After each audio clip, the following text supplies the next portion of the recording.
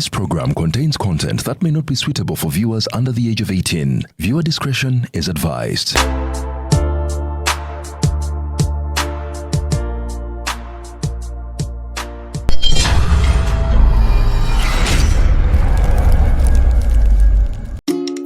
Welcome to my school. We want to show you all the ways we learn and how our teachers make it fun.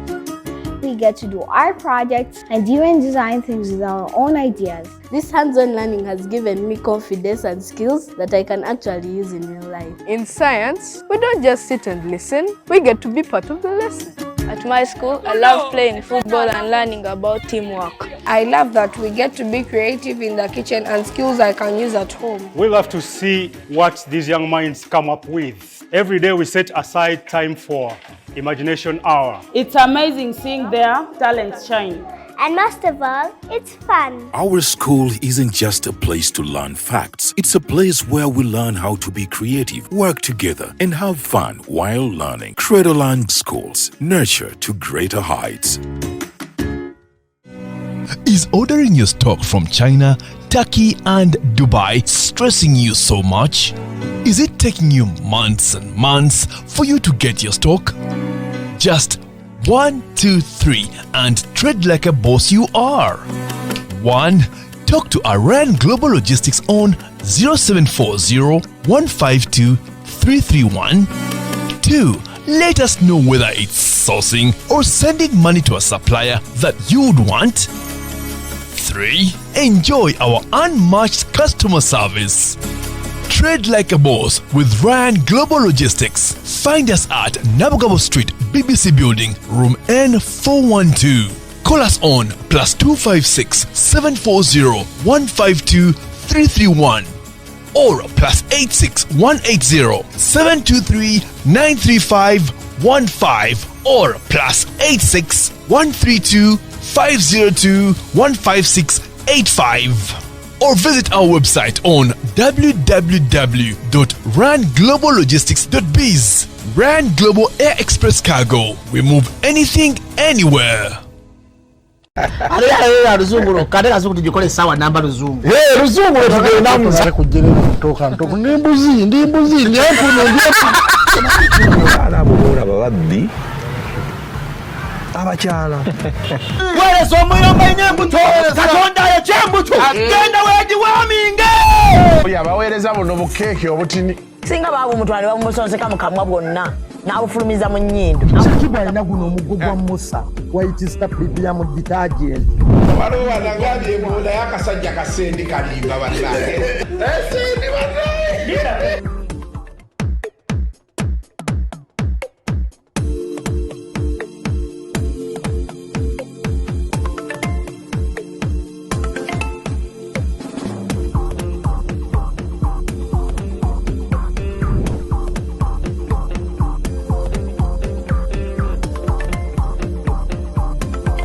Flowing. Welcome to yet another edition of Kasuku Live. Onako rarero ndine Katamba. Edwin Katamba Owolugave. Omwami oyo omulaba. Mwagala sinakimanyi. Muzeyi Magala agambye wano ne muga nti ekyakusazisa kwa madde muga nti erinnya lye basosaako ne lifuuka Mags. Nanga nimuga katola Katamba ya walo gavene yalifula Cats. Nanga nedda. Yali ayagala nnyo bokapa ne yetuma Cats. Kati yalowooza Cats. Kapa. Ara nalina okujja mu kyaliwo. Bajenzi b'ennaku ezo kyekyaliwo. Ng'olina okulisalako awo. Naye ng'ogamba otya? Ali bulungi ogamba. Happy New Year. Happy New Year to you. How is life? God has been good. It's a blessing. Muntu yaba kiki? Kyabali lya gakulabikirako mu kamera. Hada ati ojongedde eno chain egenda gye koonako. Enekola. Gikyuse. Agiteeke eno. Buno obuyina. Obuyina ewuwo. Ndeso obwange ndabe obabukolanga mutyaba wakozesa obwo. Kale. Mbeti betugenda okubanga tutambula olunaku olwaleero. Neero obudde tobukutte ne kati what is with you and time? 15 minutes. 23 cuts. This is 23 minutes past. Tori kufuna bifo by'abaana. Oina abana bali mubakyusa amasomero. Nkyusiza akaba. But you later the new syllabus, so you have to be attentive omwana asoma ki. Waliwo abatana picking up syllabus zikyusa. Oh, by the way, I've come to think of it, it had not yet crossed my mind. Schools have gone practical, and it's where we're going. So kati woba sasula sente zo natingo chali called syllabus. I see. Abajokula nga bazze mu candidate classes kwa bajja kutuuka eringa ebintu byakyuka ate bano basoma birako. Kati no syllabus empya yanjawulo kweri ebaddewo. Buzaabuza n'okubuzaabuza. Biri musimanyi pass tebakyakuwa 10 mbu wawandiise ebiri mu percentage classes z'okola test C, they combine a lot of things. So tekyali mbu otuula final exam yesalawo buli kimu. Zino daily work bwe bakuwa practicals ze bakuwadde babawa ne assignments. What did you get? So you know kuba critical. I'm happy that you're paying all that much attention to your children. I talk to them. Abantu abasinga bebala baffe n'abali eno ate naddala ggwe abantu abasinga tebalowooza nti you know even when bobadde ngobateekayo abaana people are like yeah he loves his kids yeah but those details it's a version of me I think I need to put out. Kyekiri kye nagambye neesibye nnyo mu music and people think it's all I know, it's all I do. Kati music ogenda muvaamu? Necessarily music mwagala ng'omuntu but simuvaamu but I've overgiven my life to it. Music the return is emotionally draining. Okay. Ndine MC Cuts simayo bambadde ncha mwanjudde. But for starters, Happy New Year from him. Happy New Year, everybody. Yes. He's been in the news for all the right and wrong reasons. But, well, here we are now. I tend to say I'm in the news for being misunderstood, not for wrong. I don't come out unless it's necessary. So, I only talk when it's necessary. Okay. It's only that maybe my deliverance olustebagitegera oba abantu bo bennyini nyini tebakutegera buli omu aba ne side ye ng'alowooza side yange enfu ate yayagala nzikirize eyembuki yentuufu ennaku zino tukiina nnyo naye everyone is opinionated and everything knows everyone thinks because they stroll on internet read things they know everything yet ekiri ku internet si kyekiri munda wansi bifaananyi ebyo ne statements oba mu reality nalabye the way people these days people can want you to believe what they believe. Omuntu baba, for example, wa Liverpool. Anyway, I think chabiranga wedda kati social media yebikyusiza. It's validation of wanting to feel right. Wali obadde kawo ng'ayagala to be so right, but you're not sure you're right, but you want to show people around you, you either know or you're always right. Most people come to these things. Wali obaliko omuntu nakola comment nagenda nakinyonyola omuntu. Olabo yagambye Liverpool yesinga naye zena mutereddeko si yesinga. Tekiba kikye. They are trying to validate some sort of. They are seeking validation. Yeah. We've lost it. People don't exactly what to follow. So everyone is following A, B, C, D and running wherever they want to. Kari. Today we are not going to speak politics with Cats.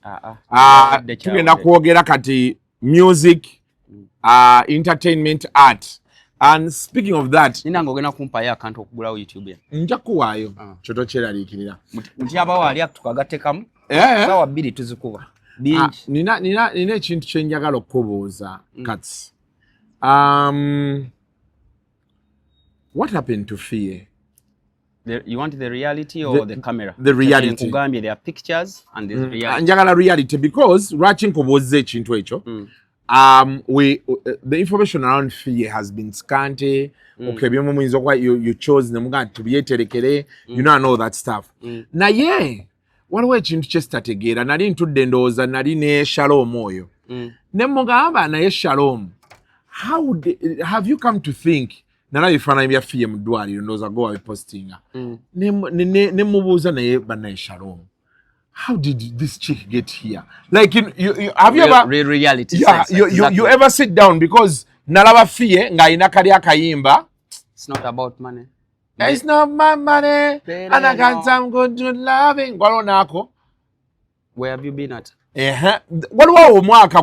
She had like 2 solid years. Nga she's on top, she's getting those bookings genuinely. To be genuine. Like namulaba. Omwaka ogwo nali Shiba Fille Irene Ntare. Yes. Nga nwana nnyo okujja wa Irene Ntare ku namba 2 era nga tuula nnyo ne Jeff.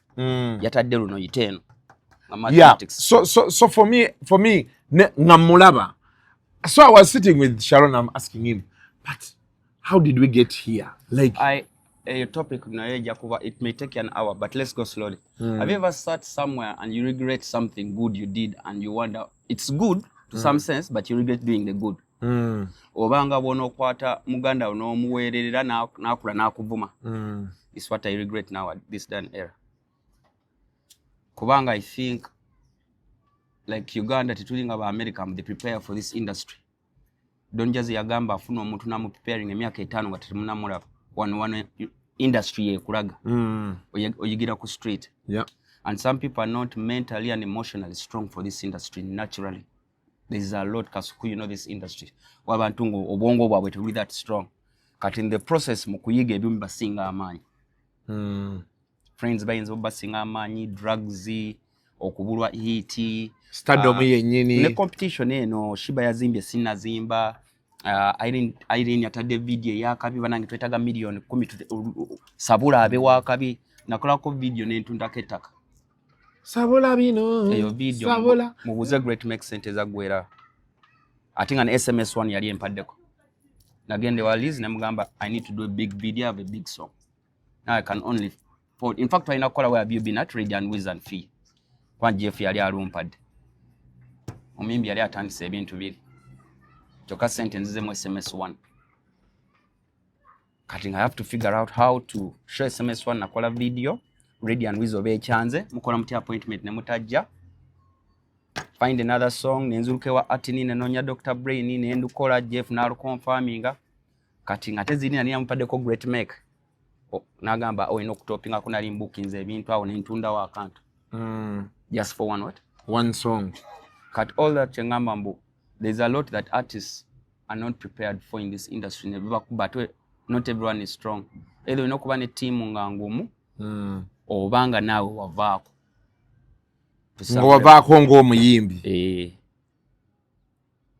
Sikuvaako kuno mbu kale nga wavaako like olabanga Kamiri kijja n'akibambanga okitegeera nga weekyawa which is rare with women. Go in all history of women buli wekitabuka bagenda unless you have a Jeff behind you. History w'abayimbi bonna abayimbi kyanga ba Juliana akasa industry kasi yatandika pese eyo ne basika bayiri na mubiru ne basika abayimbi wa Eagles awalaba they got married they laid obala bona mbo wali mu kale back. Yeah. It got to the industry kati ya street.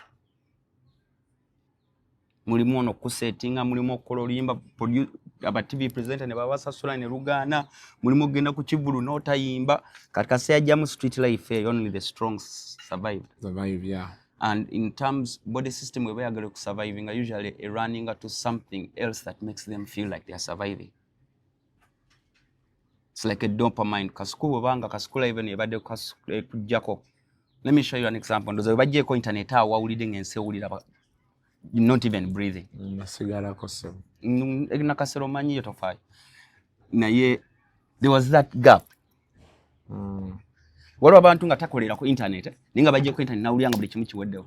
Kaina ko business ne just the fact that yeah but even without us dopamine yamanyira kola ki omanyi nti kati wano bajje ku internet abantu we batandise otegeera nti bulijjo free to air jeri bulijjo kuliko channels tali Netflix. Like people neno naziamu kujja decoder nga nayo teseka. Ni ntambula nayo najitwalako nina kasoro nga munyigire kega. Kumbe subscription.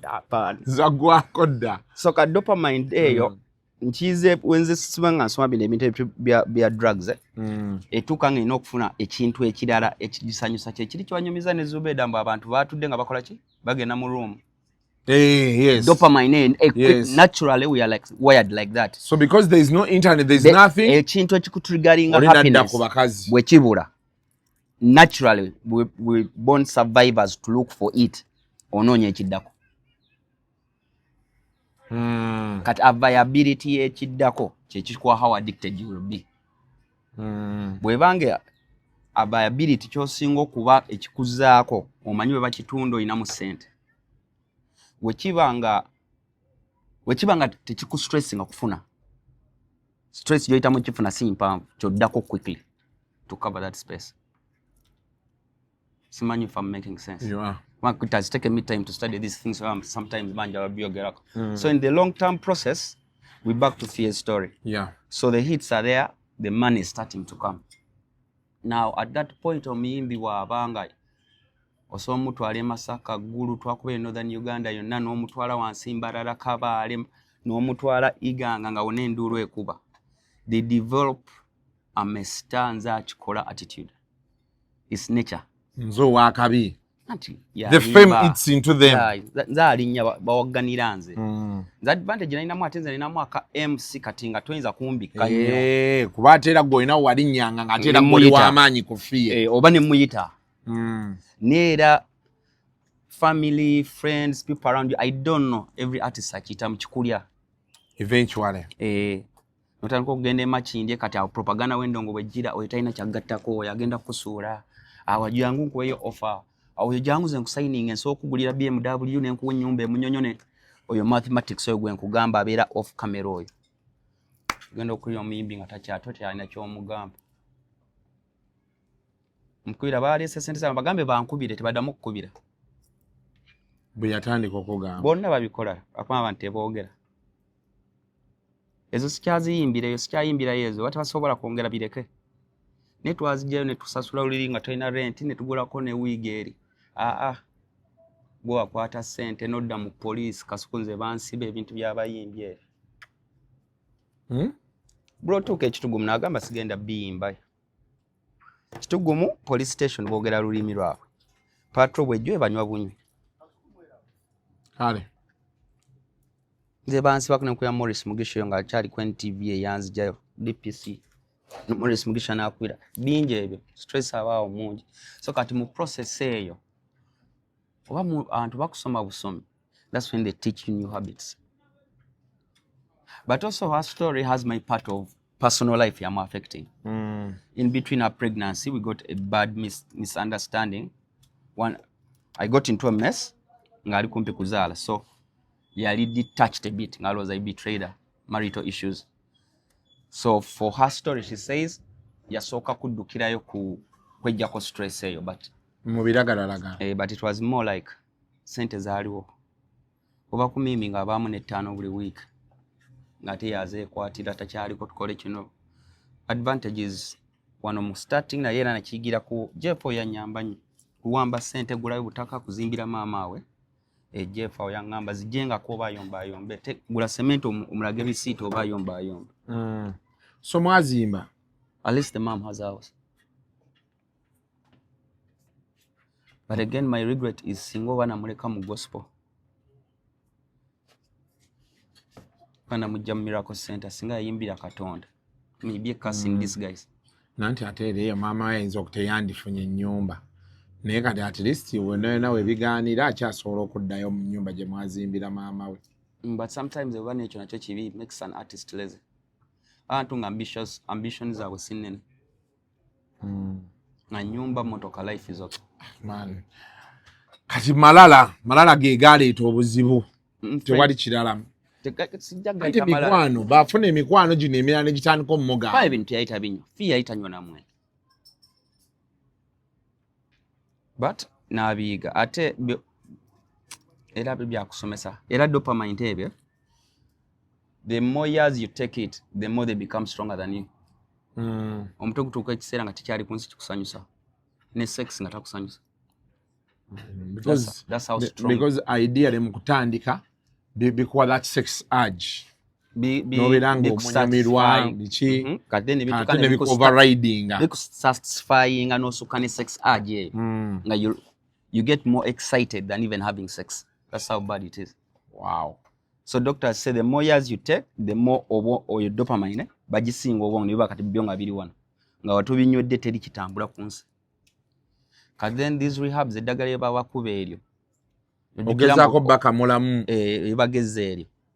Bw'okomawo n'obiddako. Ze zaataaka z'owulira z'owulira bya wuti n'ebyo byemulaba mu film. They get attacks, eh? Bye bagamba bamusanze akutusa. Because man, yali prince abayimbi bonna bone bafudde ndagana simanyi hati biki. Kubanga otuuka ekisanga lyeddagala lyabadde libinyize gwe ate n'obinywa ate bw'otandika onywa bingi bikuba bukubi mutima. Boom. N'agwawo. But ninawe namulabako nomu you've brought her to comedy store like 4 times. Of course not ejidiringanwa but she comes n'abulawo genda okulaba zemwa zenga woli. And there are times people stabilize. But you can't control someone nga mwana mutombo tula while in rehab. So for you are you in constant touch with her? Oba nawo musanga busanze. Walo tuka no nyiga no yogana ekati era. This is going to be my responsibility. That is a woman you have a baby with. Era ensibwe ne yomba bajja kuyomba sanze. They know nothing. They have no ideology. You see where my pain even sometimes comes with Kenzo is nekintu kya rehab eyo mu federation yatwadde yeje emyezi 3 twaitwa twagala kifulume. But I think because of the accountability and all that ne bakifulumya. But ekinuma it's 3 months bro. 3 months atenze namuleetaawo nga ndaba abayimbi we bali afune mikwano gyabe mu circle ya people who do the same business. Don't lose track. Have more hope. Shiba is your friend, you can sit. Nina used to sit with her. Lydia be with the girls, Lillian and Babazi. It was like a semi-rehab. Yeah. But when you come and talk about 3 months, people who have had this problem for over 7 years. 7 years? You have no clue what we've been through. Things that involve getting planes or and police has to take you to the airport to fly out. Choose a location. Just one day, tuliza kwa omuntu alina drug addict akunyumiza embeera ze Kasuku. It's the hardest thing. It's harder than omuntu alina sukali oba nali ku kitanda. Kwansi muto bojja musiba miguwa. Ali ne bojja musiba n'omusiba all their life. Nebo mujjako essimu, they have heads as tracking a simu, you don't know where they get their numbers from. Ababibawa balina omutu gukwata essimu, ayinza okukwata essimu nga 10 nazi memorize. Jukira ate oli muyimbi mu wagikubira abali bamanyi muyimbi abane ssente n'emmotoka ebireeta bayinza ogisasula. Bro nagenda embalala nga gyebi nengende eggulu ngu wabifuna nakwata Fille ne bakwata island 2 weeks mu mazzi naye nga bituukayo. Network ekitegeeza nnene. It's a huge network. Nti omutwala ku kizinga eyo era ne bimutuukako. Gambye Arua, Gulu, Mbarara bagenda ku kizinga wiiki 2 ojja kubuuza bana be Makindi abe baleeta business akomawo balina emitwalo 5 ninga omuntu atera ebintu bisale ate nga tebalinyira ku kizinga mbu wano okugaba nga alina gye balinyiri eyo ne bigenda ku mazzi ne bituukayo. Katero oboje esonyo. Ebeera nnene nnyo. Man. It's terrible kuwulira. You know, never kwanka sometimes babalooza mu criticizing but I just bino mbanjagala abantu bategeere mbu bino ebintu first gye biri bizibu bya kuoneka ate abantu bali bwe batero omuntu tomuvaako kubanga era gwa alina. Oba atunze ettaka, oba atunze emmotoka, oba atunze essimu, oba osanze ebyapa by'ettaka tobiraba. Just figure it out. Nebizibu byakuvaako, that's the only problem. I did a documentary and the last big mafia wa drugs ezo had even to pay baby marketing anyo. They had even movies they sponsored on Netflix. Drugs. Basically show that taking drugs is cool. They manipulated our head. Jukira use drugs like a bad boy. Bakabibe babinywa bavuga Benz, chains and golds, the blacks. That was all marketing. So they entered into our brains. It came as a luxury, as a fancy life. Ojukiranga naffe tubiwula na buwulizi. Abo banene babinywa. Mamanyi. Katuwe ebyayingira. Somebody said it's going to be the biggest it's called epidemic. Bwe bulwadde obusinga mu nsi essaawa zino. Wange eddagala lyabo tebanalifuna. Era ebiragalagala. It's going to be and it is. Ate byamaanyi bikuba. Ate biri oba nkinyonyole ntya. Biri ne woba na sawe bakuwa. As in sinyombo hard cash. You can use your body, you can use any asset around you as long as it's an asset. Yeah, but also I think Abatulaba, we need to go back and revisit what is pushing very many people that side. What was the lifestyle diseases? Lifestyle diseases ezo memugwa those mental health issues zemuwulira. Now omuntu oluusi kati for example waliwo omukyala abadde wano aina supplements za aleese. Supplements ezo tuzigaba especially for people who are suffering from insomnia, depression. Yeah, there are those with depression. There are those, stages, ziri nyingi that accumulate to depression. There's anxiety, there's insomnia, there are so many. But do you know majority things. Of Ugandans abanyamanyambo obulwadde ate abasinga babuyina. They are facing it on face to face. Batafunye buyambi bwonna. That's why they also run back to drugs. Swanga tukanga tachakisobola. Tamanyi mbu mulwadde alina insomnia oba depression. Yalowooza asiye tokanga kirwadde. Kati abantu balina okumanya nti for example insomnia is when you can barely sleep. Then the opposite of it is called what? Waliwo abantu nga bawabeera buli kiseera baagala kwebaka nga simulwadde ng'oli afuna ebizibu nga resolution. So because most times insomnia eva ku birowoozo kati ola abantu naddala kati nga ffe abali mu limelight. Kati for example right now the way society is judgmental, osanga embwa omusiru n'abalabye ku X n'engamba bano gwe omusiru tebamanyi mbu ya switching. Oli ng'atudde eyo ali kiboga teyalonda na kulonda ali ku ntuumu y'ovakkedo ateesa. You see what I'm telling you? They want to be relevant in society. Yeah, I know. Kankweyeho omwaka omukole ajja kujjako abantu. Genda mu bantu bonna abasingo weweyo abantu nga bataano abakulika ennyo. Ojja kusanga nga subscriber ku YouTube. Tebasobola kuvaako naye bajja kuvuma. No, but what I'm trying to say is this, away from soko balike, those ones baveko. But chengeza kugamba kati nti abantu batadde amaanyi ku bantu. Okitegeera. And because people are behind their keyboards, abantu batandika okulowooza abantu tebabaagala. You know how bad things are. Kati nsobola okuvuma wano. Ate nenkusanga wayi ne tunyumya. Kati waliwo omuntu atula wansi n'agamba nti ne Kasuku yanvumye n'avaako. Oba otegeera kye nkugamba. They are selling the narrative. Line ne zijaaminga oba okitegeera. Now ebyo bye bireetedde abantu ebyo bye nkugamba anxiety. Ate waliwo ababisoma ne kimuyingira n'akyebakako n'akirowoozaako lwaki nze nti you have abantu bagamba nnyo naddala lwakuba nti ba celebrities baffe kati wano ne bonootekawo classes those rehab centers they're not willing to come for them. Ogwo mulimu gwa federation Kenzo bakola ki? I don't know. That place is so big. Get a floor and do these things. Yeah, but they need to. Kati gwenga councillors wano Kasuku. Why do bote babira but can't they take the initiative of calling that person to talk to them? Because they need it. Why? Abayimbi baffe kati olanga story ya Fille. Abera most naddala abakyala they want validation. True.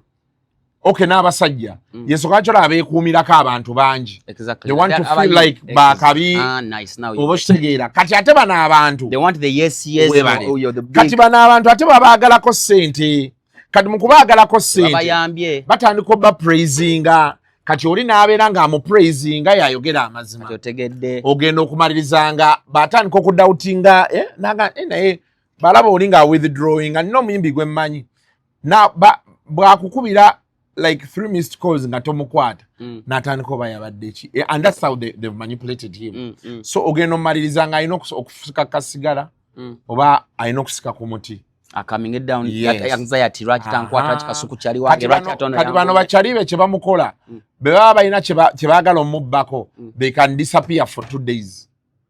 Bayingira panic mode. Ali lonely. Bayingira panic mode. Najja munnange mama wange yalwadde. Kiwaki toyogera sente zizino. kyenva mbadde mbuze kati kyekiri kati omuyimbi otegedde lwaki yavaako yagenda bw'atyo bandu wagonne bamukyusa ne bagamba kati katambe ono bw'asigalawo sente zaffe abajja zirinnyamu n'omuyimbi amukyusa time kati nze ne bamufulaminga mubi takusobola singa kati naye nga omuyimbi gwe baliko yali alinnya ennyonyo yali agenze Europe yonna akubye US agenze London nemugamba can't you see we moving, we can't fly, we are not Shiba. Irene Tari is the record label, it's the two of us against the world. Ninga tebicha making a sense. Kaboy bafuna weakness eyo mbwa ayita wana gamba chiwot.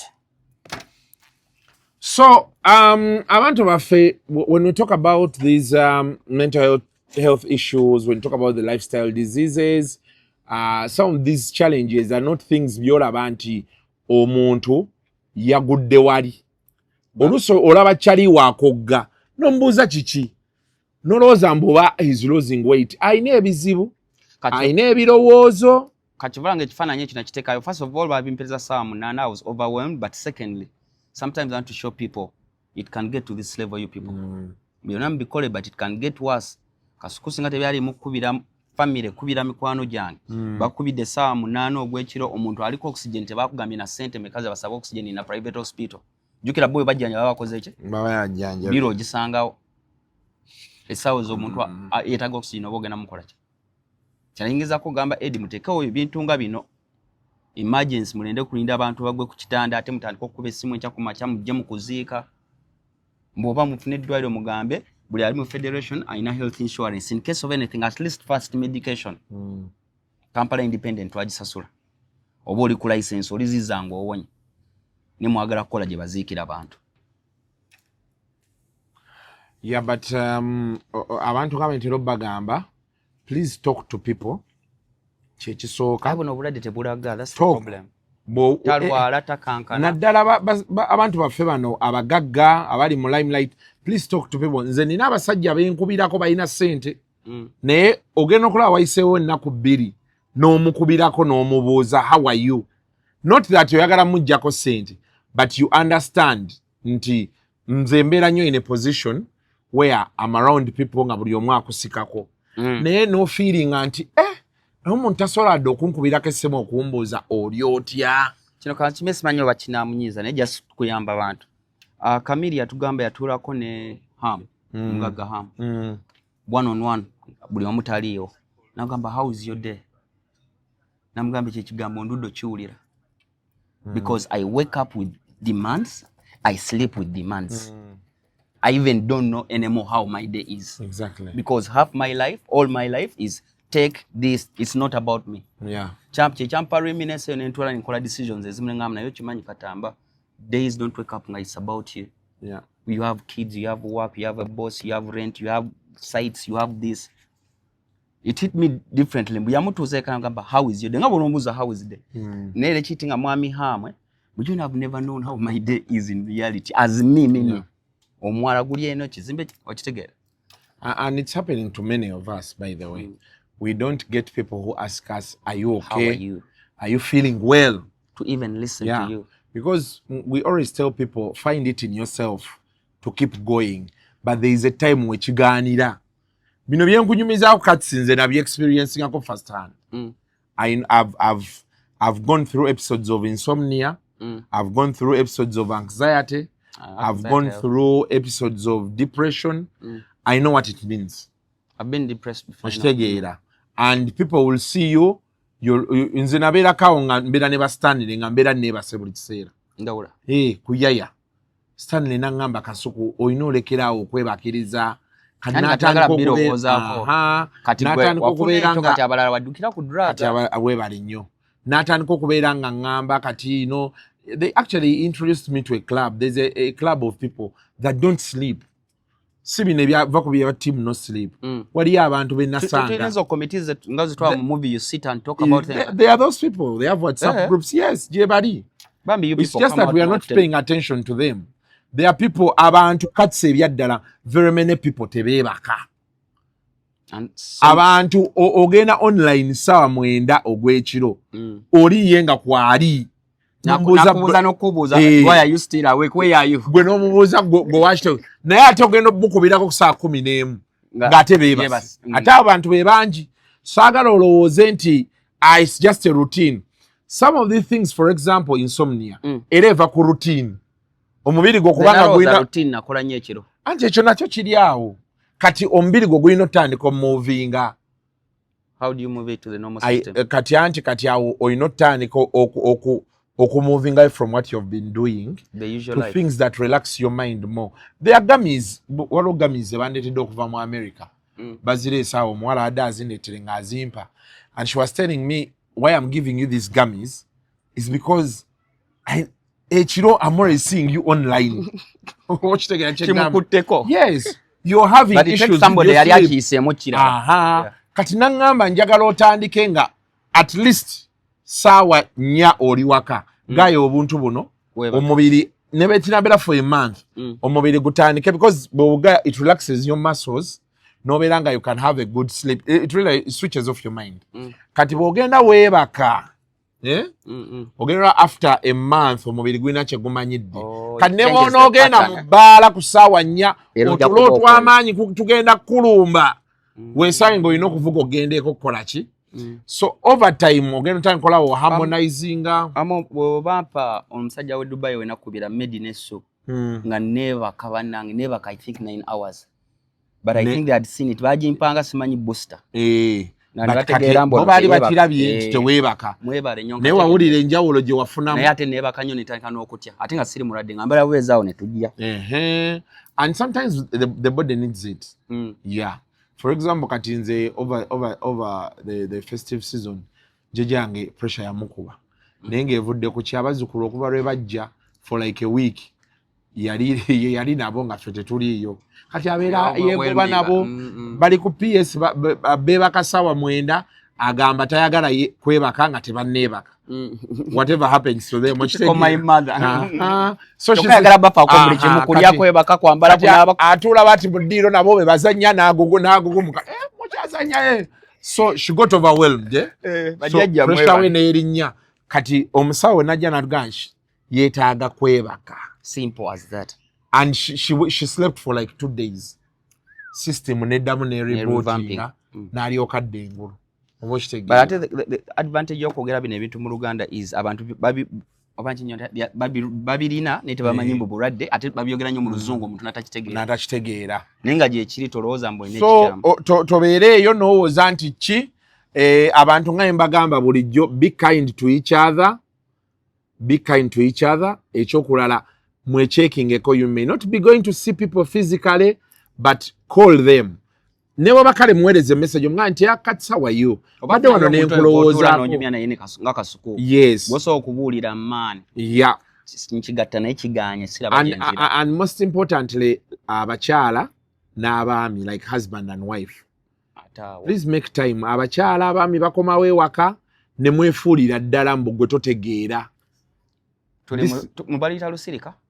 No, soko ve mu lusirika. Yomuna afane ebibye. The only time there are women that the only time she asks the man, amugamba njagala yo sent. When I sent on pay. But they are not taking and sibantu no kati bakulu. This is a girl omusanze we've been together for 1 year. Omutadde mu apartment 28, 25. Yes. She's not asking you how was your day, like honestly, how was your day? Kati abantu bali mu bulamu bw'ensi eno. Ola abantu there are sometimes when you see people venting a lot ngobusungu bungi ngomanyi oyo mugamba ina jabujja na kati social media techanzijako kubanga namanya mbo omuntu abane obusungu bwe from somewhere else ne bugwera katamba kati akati nze kinasaze ku social media omanyi kati sinalabye there are some people are not happy balaba tebalina amukko wini kati abantu guno omwaka ngenda bawa wini buli muntu ayagala okunvuma namukkiriza nga tomuddamu obango gamba nga simuddamu njagala omuntu anvume akute atuuke waagambira nti bannaye ekisajja nakivumye kyakkiriza binyiiza binyiiza ebyo anti kati olaba problem eriwo omuntu ajja n'akuvuma ogenda checking up profile ye nga yakuweereza ne friend request tojiddangamu muntu nalina bizubu ekirikogamba yavudde waka mukazi we tayogera naye takyamubuuza how are you ali mu office ate Kasuku oli kuno ogamba abaavu banta n'agamba ono ngenda kufanya omuntu akulanga obikola bbere ya pup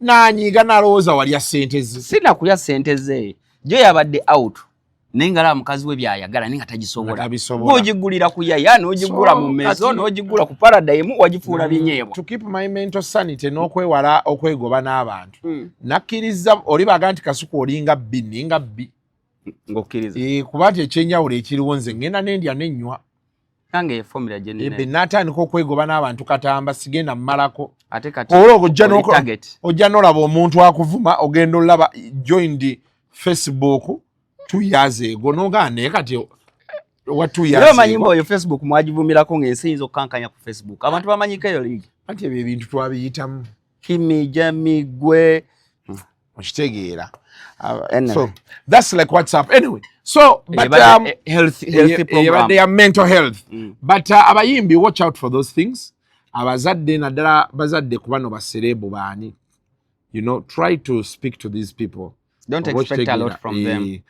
But even talking to them, you've seen Shiba the way she has kept her mom close to her. She now is guiding it. So maybe you sanga what day. The problem is abayimbi abasinga okuyimba kuna abazadde tebasoka kukkiriza okujja no generation genda banga abazadde balyoke. So that bond already eba yavaawo nga oli awulira talina nnyo kyayinza kugamba muzadde we tewanzikiririzaamu nga mbitandika. Olina that rejection ogirina even in you. Because for me, I'll be honest with you guys, it is sad when you look at a person like Fille.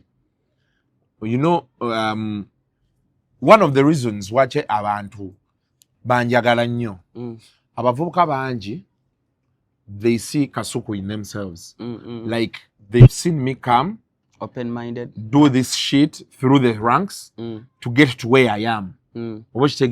So oli akulabye for the last 10 years buli lunaku tewali shortcut kataina waagambira nti oba bamukwata ne bamuleeta buleesi oba alina omunene amulimu okitegeera kati for people like us beba Fille nti Fille teyalina godfather w'amaanyi nti alina Swangs Avenue alina ki twamulabanga ajja nga afaanana kapere ng'ali awayambala engoye waliwo era y'ebyo ebigatta ebinene obijjukira and she evolved you know like her own hard work oba kitegeera ate Fille teyalinga ba Pretty Glow nti ba Pretty Glow bo bagendanga nnyo mu red pepper bekubya those 66 you know hers was about hard work music era Fille tewali muntu asobola kugamba nti ali waali out of someone's sympathy she's there on merit oba kitegeera so it really bothers me when you start okumulaba mu mbeera eyo gy'alimu namulaba mu ddwaliro ku byuma ne ngamba Kasasira nze yali ku ground I'm like how did we get here ekibuuzo ekyo nno kikambwe nnyo oba olaba fenna at some point katamba tugenda kuggwako when our time comes tujja kuggwako naye kwegamba waliwo abasajja boolaba n'ogamba nti bambi time ye yaliwo naye ng'omulaba kale akyalinawo kawundo ye obulamu bwe buli organized akyali in one piece akyalina buddiru bwe bwagobagoba Mike Mukula Roger Mugisha si yali nti kati yali ku top nga bwe yali Dr. Mitch waali ali stable oba okitegeera kati ojja n'olaba abantu kanti Fille kalulanga aliima alima n'amakula tali bubi nti ali bubi naye si nti ali ku top eno nti yo wakabigo bagwerako buli wamu but she knows how tomorrow will look like she knows what today has to look like bamwera n'emikwano nga jikugattako banyo ku bantu nga bakujjako bujja buli kaseera nayo depression eri awo naye ebeera egenda kwengera buli woobala n'ogamba bannange leero nzijjeewa leero tugenda kukola kireero anyway MC Cuts yes in kati wano tugamba in another edition of Kasuku Live. The views expressed on Kasuku Live do not reflect those of the host, producers or management. They are solely of individuals providing them and do not represent or reflect the official policy or position of this YouTube channel. Ruzungu kade Kasuku tujikole sawa namba Ruzungu. Ruzungu tujikole namba kujere kutoka ntoko ndi mbuzi ndi hapo ndio ala bora babaddi abakyala wale so muyomba inyembuto katonda ya chembuto genda weji waminge oya bawereza buno bukeke obutini singa babu mutwale bamusonse kamukamwa bwonna n'abufulumiza mu nnyindo kibali naguno omugo gwa Musa wayitista biblia mu detergent waliwo banangabi ebola yakasajja kasendi kalimba bannange esendi bannange